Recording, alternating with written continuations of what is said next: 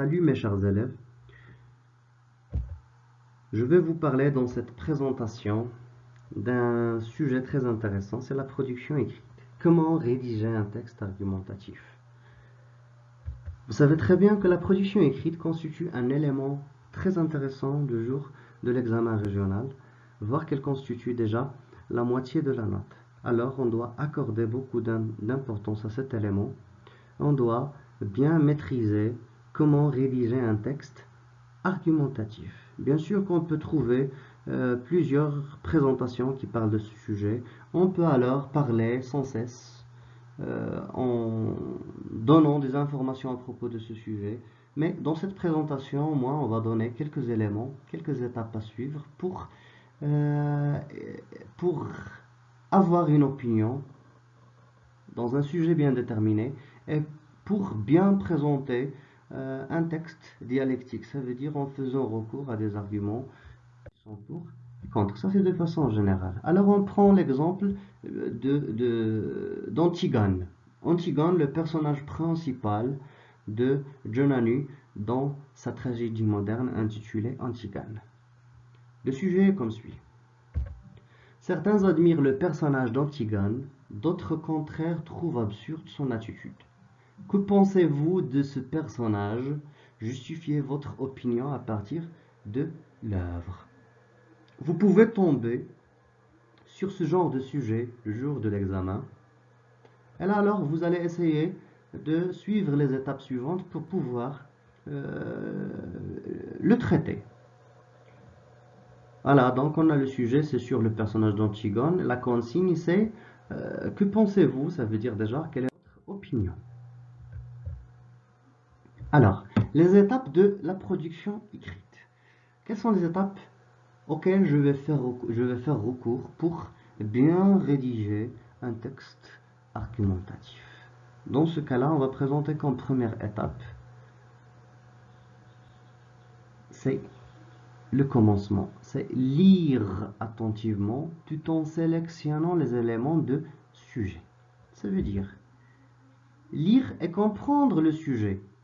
Essayez de lire, lire et relire le sujet tout en essayant de le saisir pour pouvoir souligner les éléments essentiels. Parce qu'à partir de ces éléments, je vais alors tracer mon plan dans ma tête et rendre la vision claire à propos de sur quoi je vais parler, sur quoi, que vais-je présenter comme argument par exemple. Donc c'est déjà sélectionner comme on vient de dire, comme on avait dit tout à l'heure, c'est repérer, sélectionner les mots-clés.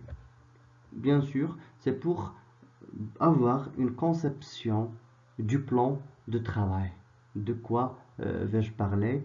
Quel est le plan que je vais suivre en quelque sorte? Alors, on va prendre notre sujet, on va le reprendre. Certains admirent le personnage d'Antigone, d'autres au contraire trouvent absurde son attitude. C'est le sujet, Antigone. Je vais alors souligner la première des choses. De qui? De quoi? Ici c'est de qui, bien sûr, parce qu'il s'agit d'un personnage. De qui je parle? Je parle d'Antigone. Et là, bien sûr, Antigone. Quoi à propos d'Antigone? C'est qu'on a des personnes. D'abord, ce qui précède, c'est certains. Ce qui suit, c'est d'autres. Ça veut dire déjà, on est dans le plan dialectique. Il y a des pour et des contre. Bien sûr, ce n'est pas pour Antigone et contre Antigone, c'est pour le caractère d'Antigone et contre le caractère d'Antigone. Parce qu'Antigone, on le sait très bien, on doit le savoir. Pourquoi? Parce qu'on va traiter le sujet à partir de l'œuvre. Donc toujours, on doit s'attacher, surtout le jour de l'examen régional, à chaque fois qu'on a un sujet, on doit essayer de le relier, de l'attacher à une œuvre. À une œuvre précise, bien sûr, ici Antigone, c'est déjà le titre de l'œuvre. Donc, Antigone, de quoi je vais parler? C'est d'Antigone. Ensuite, on a certains et d'autres. Ça veut dire les arguments de ceux qui sont pour le caractère d'Antigone et les arguments de ceux qui sont contre. Voilà des éléments essentiels aussi. Tout cela pour quoi faire? C'est pour concevoir une opinion personnelle. C'est pour construire un avis, un point de vue personnel. Alors, le fait de citer les arguments de ceux qui acceptent le caractère d'Antigone. Les autres qui le refusent, le fait de présenter ces arguments va me permettre de les balancer. Ça veut dire de chercher quels sont les arguments les plus pertinents, les plus convaincants, les plus forts. Comme ça alors, je vais bien construire mon opinion à la fin, bien sûr. Donc, le texte parle de la héroïne de l'œuvre Antigone. Le texte est argumentatif et dialectique, bien sûr. Antigone, c'est un personnage de controverse. Pourquoi? Parce qu'il y a des personnages qui acceptent son caractère, d'autres qui le refusent. Donc, il y a des pour et des contre, il y a un débat, il y a une controverse. Donc, c'est dialectique déjà.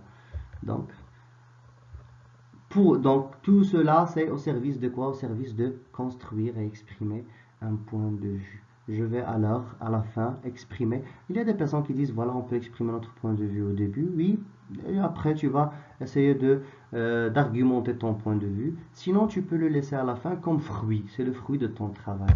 Voilà.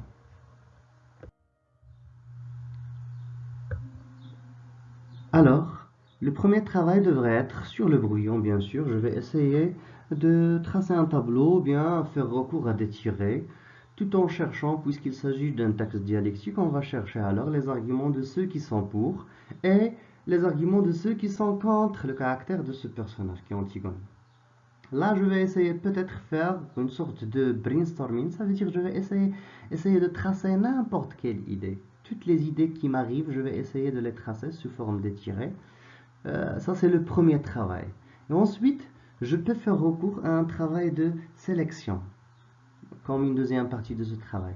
Donc, je vais numéroter quels sont les arguments auxquels je vais faire recours par ordre d'importance, bien sûr. Par exemple, 1, 2, 3, 4 dans les pour, 1, 2, 3, 4 dans les contre, les arguments de ceux qui sont contre le personnage d'Antigone. Cela va me permettre de bien tisser un texte riche en matière d'arguments, des arguments pertinents, et ensuite bien homogène, harmonieux en matière des idées et de forme aussi. Alors, je peux tracer pour les pour, par exemple, Antigone, c'est un personnage courageux, elle est courageuse, elle défie le roi, elle a le sens du devoir moral, elle a le sens de la justice, elle est prête à sacrifier sa vie. Le devoir familial pousse Antigone à enterrer son frère. Elle incarne la grandeur. Elle ne s'attache pas aux petitesses de la vie comme le luxe, le bal et ainsi de suite, comme sa sœur Ismène bien sûr, mais elle est opposée à sa sœur.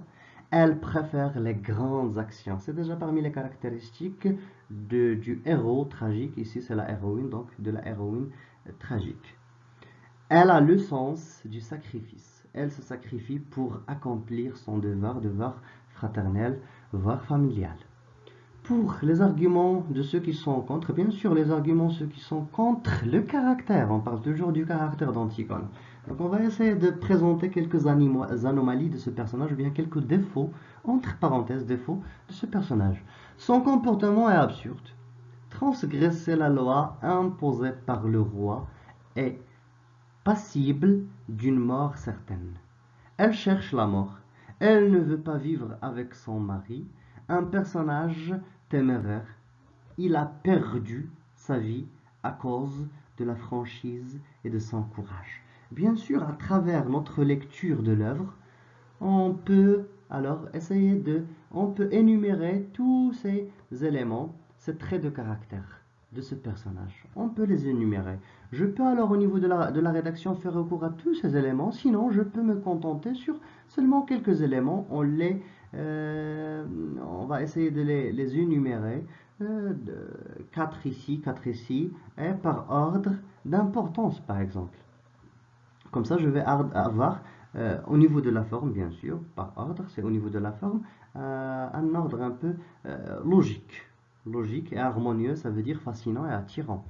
Voilà, c'est le premier travail que je vais faire dans mon brouillon. C'est facile.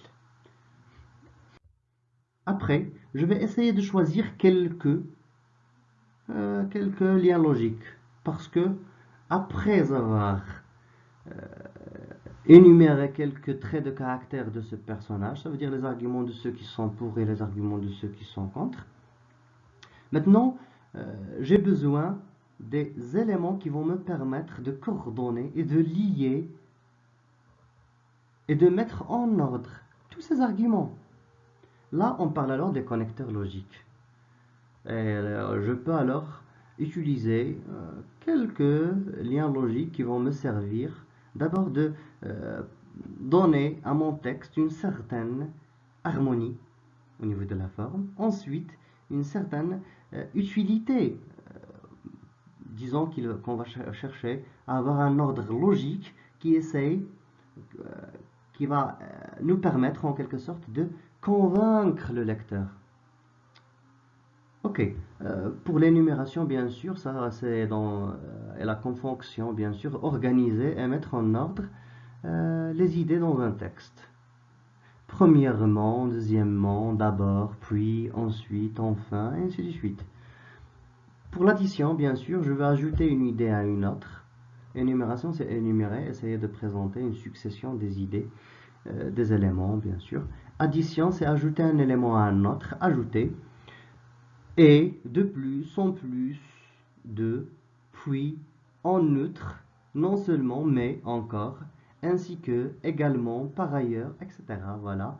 Pour la cause, si je veux exprimer une cause, bien sûr, je peux dire que Antigone est courageuse parce que, là je veux exprimer la cause, donc je dois choisir un élément un lien qui va me permettre d'exprimer cette cause. Parce que bien sûr elle est courageuse, parce qu'elle défie la loi du roi. Donc c'est apporter une justification. À cause de, en raison de, parce que, vu que, étant donné, grâce à, puisque, etc. À cause de, c'est plus une cause négative bien sûr, et grâce à, c'est plus une cause qui est positive. But, indiquer le but, l'objectif, la finalité. Donc les expressions qui vont me permettre d'exprimer cette relation logique qui est le but, c'est pour, afin de pour que, dont le but, et ainsi de suite. La conséquence, donner un résultat d'un fait. Antigone défie la loi du roi. En effet, par conséquent, elle va mourir, en quelque sorte. De sorte que, alors, ainsi, aussi, d'où, partant de, par conséquent, et ainsi de suite, en conséquence. Opposition. Présenter, surtout lorsqu'il s'agit du personnage d'Antigone, on va faire recours à des liens d'opposition. Et surtout parce qu'on est dans le plan dialectique ensuite. Donc, opposer une idée contre une autre. Mais, or, cependant, pourtant, toutefois, néanmoins, même si, alors que, et ainsi de suite. La concession, c'est pour accorder un point, une idée, et le refuter. Donc, au début, on va essayer de montrer qu'il s'agit d'une idée qu'on accepte. C'est seulement pour présenter qu'à la fin, on la refuse, en quelque sorte. Certes, il est vrai que, évidemment, de toute évidence, bien sûr, etc., l'hypothèse, c'est la condition, bien sûr, indiquer une condition, si, à condition que, pourvu que, en supposant que. Donc là, normalement, j'ai dû avoir quelques éléments dans ma tête pour essayer de les exploiter dans ma production écrite. Explication, bien sûr, pour expliquer, rendre claire une idée, c'est-à-dire, à savoir, autrement dit, en effet, effectivement, en d'autres termes, soit on essaie d'expliquer une idée. Illustration d'un exemple, je veux donner un exemple. Je veux par exemple présenter des causes et pour les énumérer, j'aurai besoin de quelques éléments d'illustration. Par exemple, comme c'est le cas de, notamment, en autres termes, en particulier à l'image de, comme l'illustre l'exemple de, et ainsi de suite, comme le souligne, et ainsi de suite, tel que. Bien sûr qu'on a des éléments ici qu'on peut utiliser dans la comparaison, par exemple, comme, tel que, c'est pour illustrer bien sûr aussi. La conclusion, à la fin donc de chaque partie, je vais faire recours à une petite conclusion, surtout, et aussi à la fin de ma rédaction, je vais faire recours à une conclusion, donc je vais utiliser quelques éléments, à savoir en conclusion, pour finir, pour conclure, finalement, enfin, enfin, de compte, en résumé, ensemble, bref, donc finalement, et ainsi de suite. Là, donc, ce sont des éléments que je vais utiliser pour tisser les arguments que j'ai déjà élaborés dans le tableau. Alors, après le fait de élaborer le tableau, d'énumérer quelques arguments de ceux qui sont pour le caractère d'Antigone et ceux qui sont contre le caractère d'Antigone, je vais essayer alors de tisser ces arguments dans des paragraphes pour avoir deux paragraphes par exemple de ceux qui sont pour et deux autres pour ceux qui sont contre. Et les tisser par le biais de quoi? Bien sûr par le biais des liens. Alors, pour résumer, tout ce travail que je viens de présenter, il fait partie de la deuxième étape, bien sûr. Travail sur le brouillon, les arguments du développement. Alors, essayez de tracer un tableau qui regroupe les idées, ça veut dire les arguments, des idées pertinentes qui vont alimenter mon texte suivant le plan demandé. Ici, c'est dialectique, bien sûr, puisqu'il y a une thèse pour et une antithèse. Organiser les idées suivant un ordre logique. Ensuite, choisir les articulateurs logiques qui permettent de relier les idées. Tout cela, c'est pourquoi? C'est pour assurer aux idées une structure harmonieuse et un cadre logique. Ça veut dire un texte fascinant et convaincant. En même temps, il est beau, en même temps, il est utile. Comme troisième étape, et là, j'insiste sur cette étape, elle est très intéressante. Alors, qu'est-ce qu'on veut faire? Donner beaucoup d'importance à la rédaction de l'introduction et de la conclusion. Pourquoi, bien sûr, on va donner beaucoup d'intérêt à ces deux parties? Parce que l'introduction et la conclusion sont des parties capitales de la production écrite. Parce que l'introduction, c'est la première partie que le récepteur, bien sûr ici dans ce cas c'est le correcteur au jour de l'examen, c'est la première partie qu'il va lire. Alors on va essayer de le motiver un peu, on va essayer de lui donner une sorte d'appétit à lire notre texte. Donc, si comme on dit, la première partie, c'est déjà la première image. On doit essayer de présenter une belle image à notre production écrite. À travers quoi? Bien sûr, à travers de l'introduction. Et pourquoi la conclusion? Parce que c'est la dernière partie de notre travail. Alors, dans ce cas-là, on doit accorder beaucoup d'intérêt à cette conclusion parce que c'est le dernier goût que le correcteur va avoir. Alors, on va essayer de lui laisser un joli goût en quelque sorte, un bon goût en lisant notre conclusion. Bien sûr, si je veux faire une certaine analogie, je peux comparer ça à un mets, à un repas. Les salades et le dessert, c'est très intéressant, bien sûr. C'est très intéressant aussi. Donc, c'est pour entrer dans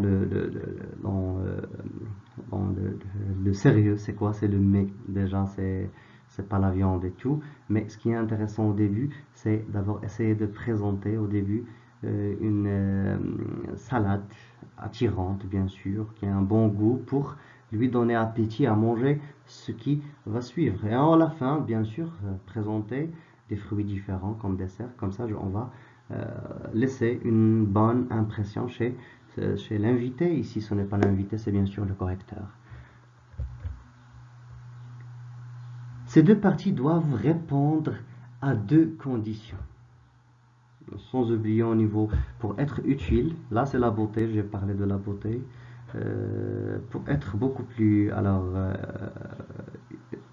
exact dans ce sens, dans ce sens, donc la conclusion et l'introduction doivent être concises, bien sûr, et claires.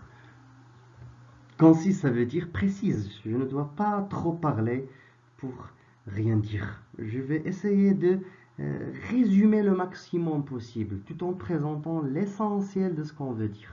C'est comme ça qu'on va essayer de faire alors une introduction et une conclusion.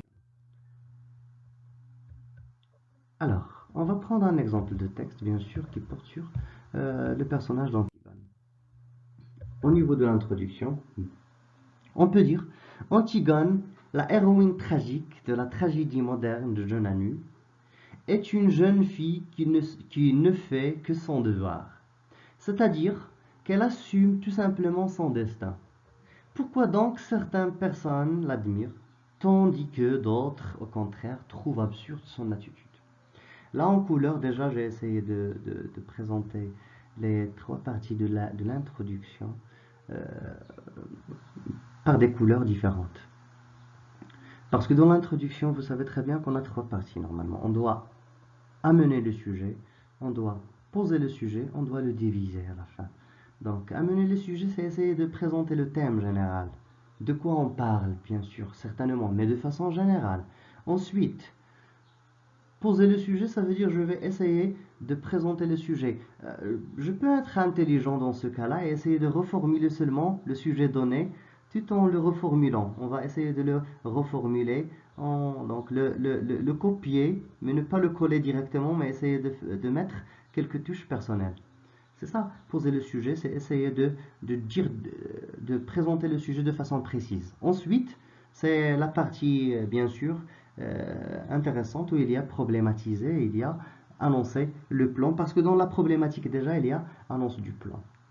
Antigone, la héroïne tragique de la tragédie moderne de Jeune Anu. Je présente le sujet de façon générale. Jusqu'ici, je parle de façon générale. Jeune Anu, Antigone, héroïne tragique, tragédie moderne, des éléments qui sont en quelque sorte donnés, présentés de façon générale. Est une jeune fille. Maintenant, je vais préciser un petit peu. C'est une jeune fille qui ne fait que son devoir, c'est-à-dire qu'elle assume tout simplement son destin. Faire le devoir et assumer son destin, c'est parmi les caractéristiques de cette Antigone, ce qui va faire d'elle un personnage de controverse, un personnage qui a des pour et des contre, un personnage qui divise ou bien qui répartit les avis en deux parties. Alors, je vais essayer de problématiser et annoncer le plan en même temps. Pourquoi donc certaines personnes l'admirent, tandis que d'autres, au contraire, trouvent absurde son attitude? En répondant à cette question, bien sûr, je vais construire une opinion. Et c'est le travail demandé aussi. C'est en analysant ceux qui sont pour, ceux qui sont contre, les arguments. Pourquoi si je choisis d'être avec Antigone, qu'est-ce que je vais dire? Si je choisis d'être contre ce caractère d'Antigone, quels sont les arguments que je vais présenter? Je peux peut-être être dans les deux parties, donc, mais à la fin, je dois opter pour une opinion. Comment? C'est en étudiant les deux parties les deux parties qui traitent, ou bien les deux parties qui parlent de ce personnage. Donc, sujet amené, sujet posé, problématique. Ensuite, sujet divisé, annoncer le plan.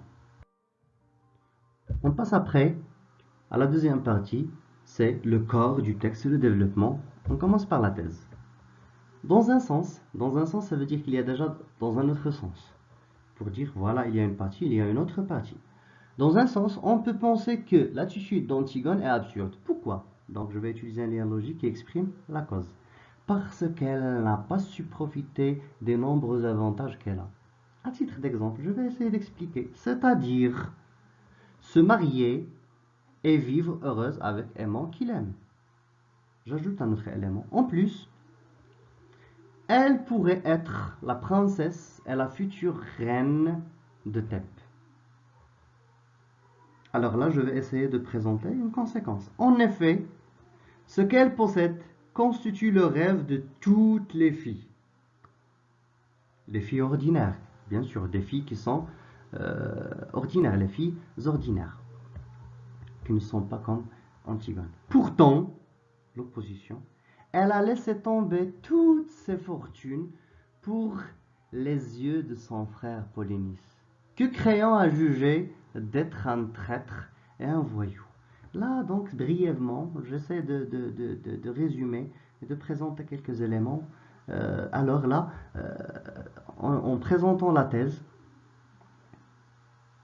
je vais faire recours à des éléments, bien sûr, les liens logiques. Essayer de suivre un plan logique en classant les idées l'une, ensuite suivi de l'autre, et ainsi de suite. Donc, ça c'est pour ce qui est de la thèse.